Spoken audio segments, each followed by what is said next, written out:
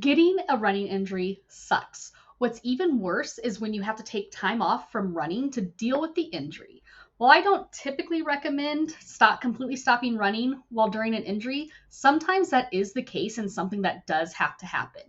But what do you do when you do have to take time off and you are ready to get back into running? Well, you can't just jump back in, and there is a time when to start running again and a correct way of doing it, making sure that you don't re injure yourself or cause the injury to flare back up. Hi there, I'm Dr. Abby Siler, a physical therapist and runner who specializes in treating injured runners so you can get back to doing what you love without the drama of injuries. Also, make sure that you watch the end of this video because there's so much information here and even more to come. So like I said, if you were an unlucky runner that had to stop running or was told to stop running while recovering from an injury, then this is for you. However, if you were ever told to stop running by a healthcare professional, whether it was a physical therapist, orthopedic surgeon, primary care doc, chiropractor, etc., to stop running due to an injury or pain that you were having when you were running, leave me a comment on what was going on and if that provider was supportive of you getting back to running. Okay, so the first step in getting back to running is determining if you are even ready to start running again. And there are a couple of key elements that I look at in my runners that I'm treating in the clinic and in my online coaching and one-on-one sessions to see if they are ready to start running again. The first part is assessing your symptoms. What this means is that your symptoms from your energy should have a low level of irritability.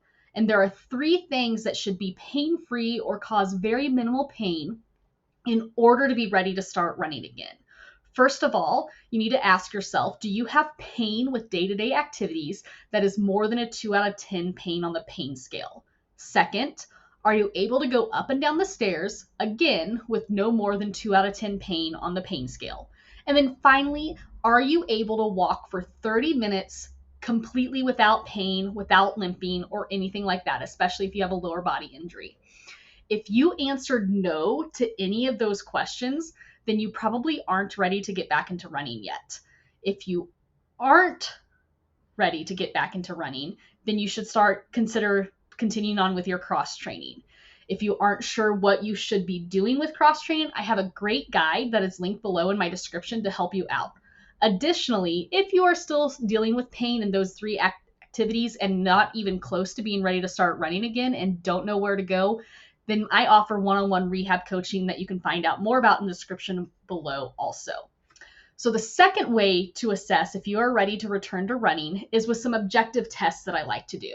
Since running is an impact sport, we want to see if you can tolerate impact without an increase in symptoms. The tests that I usually like to do are 1, jumping in place 10 to 15 times, just little bunny hops, that suffices. 2, jogging in place for about a minute. And 3, doing single leg hops 10 to 15 times again. If any of these things increase your symptoms or aggravate your injury, again, it's time to take a step back and continue working on preparing for running, specifically doing your rehab tolerance, making that stress tolerance to improve. So you need to cross train more and continue to work on the stress tolerance for your tissues to be able to handle the impact that running causes. If, however, those 3 things don't cause a negative response, which is where we want to be, and that's the positive response, another good thing to test to see if you can run is to see if you can run for 2 to 3 minutes without pain. Since most return to running programs and the way that I recommend returning to running is with a run walk, if you can run for 2 to 3 minutes without an increase in symptoms, again, less than a 2 out of 10 pain, hopefully no symptoms at all is really going to be ideal for that for 2 to 3 minute, just one little bout, then I think that you are ready to start running again. And that's when I would start you with a new running plan. So returning to running can be a complex and confusing journey, but I'm here to help. My goal is to get as many runners back to running safely and without a return of their injury as I can. It is possible. And if you have ever had a provider tell you that you should just give up on running, for one, I have words for them and would love to chat with you because very rarely is that a true statement. And that is the goal of this video and this series is to get you back to running after an injury. Now, I get asked all the time how to put a plan in place for returning to run after an injury. In these coming videos, I'm going to tell you kind of how to structure it and how to go. However, if you want a done for you thing, you're in luck. I have a detailed plan that is just for that. It is my 10-week return to running plan. It is the exact framework that I use and I created to use with my runners when they are ready to get back to running. Or for those runners that saw another physical therapist and felt helpless once their rehab was over because they weren't shown how to get back to doing what they love, which is running. You can grab it in the description below or at therunnerdoc.com/programs.